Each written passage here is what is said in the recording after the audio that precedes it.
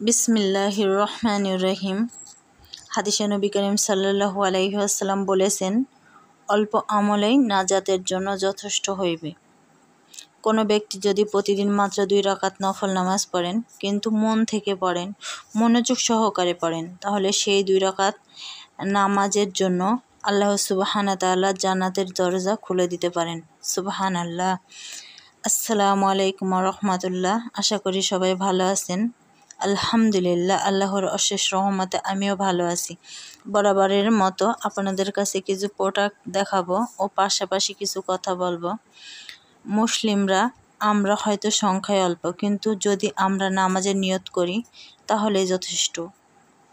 কারণ ইসলামের ইতিহাসে দেখা যায়, বিজয় কখনো সংখ্যার দিক থেকে আসে না, বরং নির্ভর করে ঈমান ও আমলের ওপর। বদরের যুদ্ধে মুসলমান ছিল মাত্র 313